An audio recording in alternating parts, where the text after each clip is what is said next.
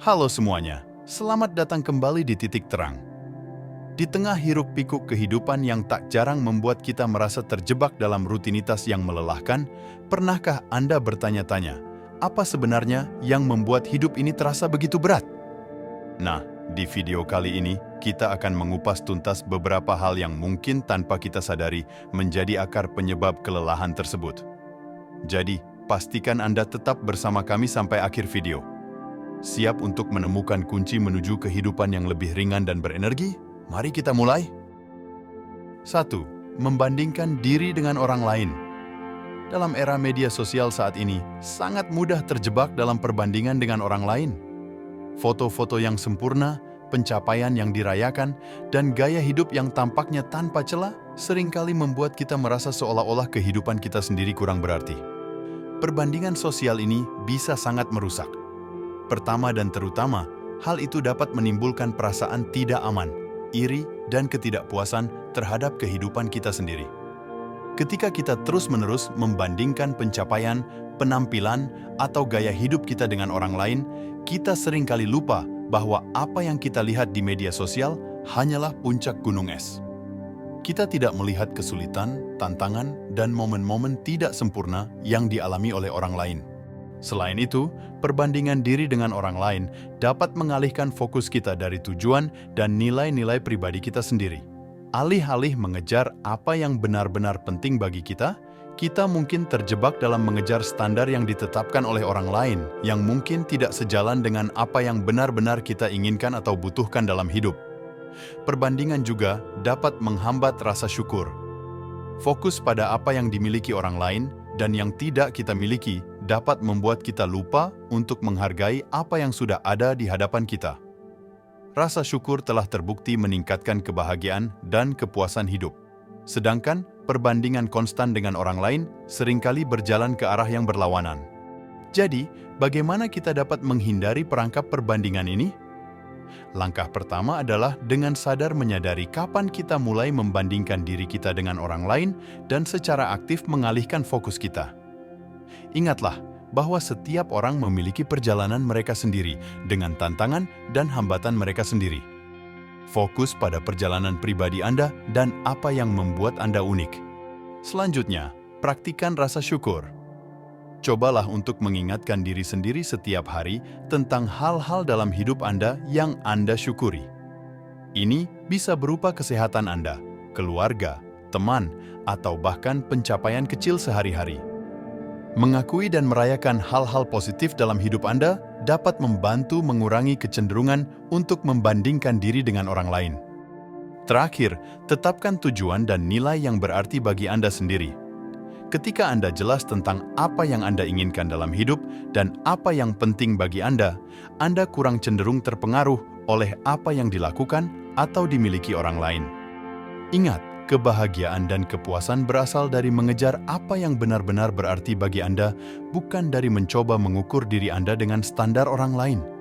Ingatlah, perbandingan konstan dengan orang lain adalah jalan menuju ketidakpuasan. Alih-alih membandingkan diri Anda dengan orang lain, fokuslah pada pencapaian, tujuan, dan pertumbuhan pribadi Anda sendiri. Dengan cara ini, Anda akan menemukan kebahagiaan dan kepuasan yang lebih besar dalam perjalanan unik Anda sendiri. 2. Tidak memiliki batasan. Dalam kehidupan sehari-hari, kita seringkali menemukan diri kita terjebak dalam situasi yang meminta lebih dari yang bisa kita berikan, baik itu dalam konteks pekerjaan, hubungan, atau kehidupan sosial kita. Tidak memiliki batasan yang jelas seringkali berakibat pada penyebaran energi kita terlalu tipis. Kita mungkin menemukan diri kita mengatakan "ya" terhadap komitmen yang tidak sesuai dengan prioritas atau nilai pribadi kita hanya karena kita ingin menyenangkan orang lain atau takut ditolak. Akibatnya, kita merasa lelah, stres, dan bahkan mungkin merasa diambil keuntungan oleh orang lain. Ketika kita tidak menetapkan batasan, kita juga berisiko kehilangan rasa diri. Kita mungkin begitu sibuk memenuhi permintaan dan kebutuhan orang lain sehingga kita lupa untuk merawat diri sendiri. Ini bisa berdampak negatif tidak hanya pada kesehatan mental kita, tapi juga pada hubungan kita dengan orang lain. Ironisnya, dengan mencoba menjadi segalanya bagi semua orang, kita mungkin berakhir tidak menjadi apa-apa bagi diri kita sendiri. Menetapkan batasan yang sehat adalah tentang mengenali apa yang kita perlukan untuk merasa seimbang, dihormati, dan berharga. Ini melibatkan mengatakan tidak ketika sesuatu tidak sesuai dengan nilai atau kebutuhan kita, dan ya hanya pada hal-hal yang benar-benar memperkaya kehidupan kita. Batasan membantu kita menjaga energi, waktu, dan emosi kita untuk hal-hal yang benar-benar penting. Namun, menetapkan batasan bisa menantang.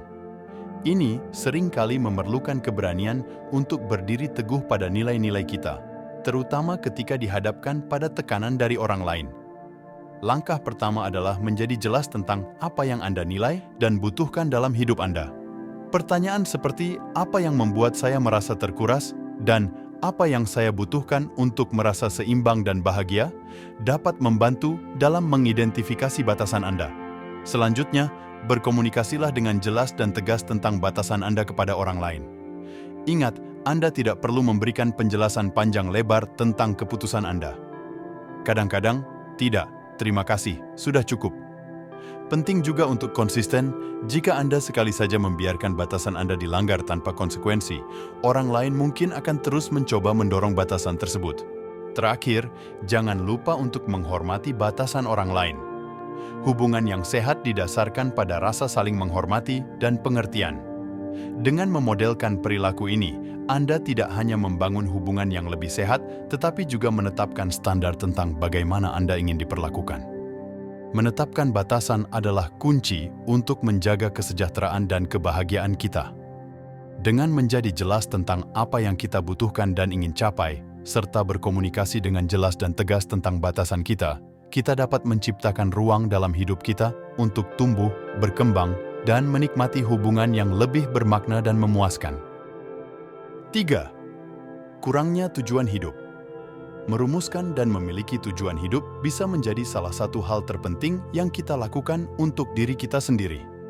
Seperti kata Robert Byron, tujuan hidup adalah hidup dengan tujuan.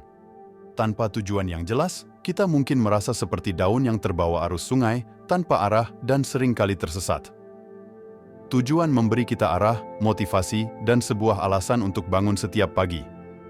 Itu membantu kita menentukan kemana kita ingin pergi dan apa yang ingin kita capai. Ketika kita tidak memiliki tujuan hidup yang jelas, kita mungkin merasa kehilangan dan tidak terhubung dengan dunia di sekitar kita. Ini dapat menyebabkan perasaan ketidakpuasan, kekosongan, dan bahkan depresi. Tanpa tujuan, sulit bagi kita untuk menemukan kegembiraan dalam tindakan sehari-hari atau untuk melihat nilai dalam tantangan yang kita hadapi. Menemukan tujuan hidup kita seringkali memerlukan introspeksi dan penemuan diri. Ini bukan tentang mengejar kesuksesan seperti yang didefinisikan oleh masyarakat, melainkan tentang menemukan apa yang benar-benar memberi kita kepuasan dan membuat hidup kita bermakna. Tujuan hidup bisa sangat beragam, dari membangun keluarga, membuat perubahan dalam komunitas kita, mencapai keunggulan dalam karier tertentu, hingga mengejar kebahagiaan pribadi dan pertumbuhan spiritual. Memiliki tujuan tidak berarti kita harus memiliki seluruh hidup kita terencana. Sebaliknya, itu berarti memiliki pandangan umum tentang apa yang kita anggap penting dan berharga. Ini bisa berkembang seiring waktu, menyesuaikan dengan pengalaman hidup dan pertumbuhan pribadi kita. Yang penting adalah tujuan tersebut memberi kita arah dan membantu kita membuat keputusan yang selaras dengan apa yang kita anggap penting. Salah satu cara untuk memulai menemukan tujuan hidup Anda adalah dengan bertanya pada diri sendiri pertanyaan-pertanyaan seperti, apa yang saya paling bersemangat? Ketika saya merasa paling puas, saya sedang melakukan apa? Apa yang saya ingin orang ingat tentang saya? Jawaban atas pertanyaan-pertanyaan ini dapat memberi Anda petunjuk tentang apa yang mungkin menjadi tujuan hidup Anda. Setelah Anda memiliki gagasan tentang tujuan hidup Anda, langkah selanjutnya adalah mulai mengambil langkah kecil untuk mewujudkannya. Ini bisa berarti membuat perubahan dalam karier, menghabiskan lebih banyak waktu untuk hobi atau kegiatan yang Anda cintai, atau bahkan hanya berusaha untuk hidup setiap hari dengan lebih sadar dan bermakna. Ingat, memiliki tujuan hidup bukan hanya tentang mencapai satu tujuan akhir, Itu tentang perjalanan, tentang cara kita memilih untuk hidup setiap hari. Dengan memiliki tujuan, kita tidak hanya memberi diri kita arah, tetapi juga kekuatan untuk menghadapi tantangan dan hambatan yang mungkin kita temui di sepanjang jalan. Mari kita berani menemukan dan mengejar tujuan kita sehingga setiap hari kita dapat hidup dengan tujuan dan membangun kehidupan yang bermakna dan memuaskan. Sampai jumpa di video selanjutnya.